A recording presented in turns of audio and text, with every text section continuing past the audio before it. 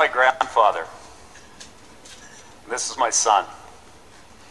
My grandfather taught me to work with wood when I was a little boy.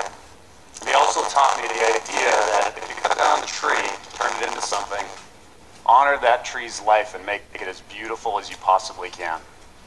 My little boy reminded me that for all the technology and all the toys in the world, sometimes just a small block of wood, if you stack it up tall, actually is an incredibly inspiring thing. These are my buildings.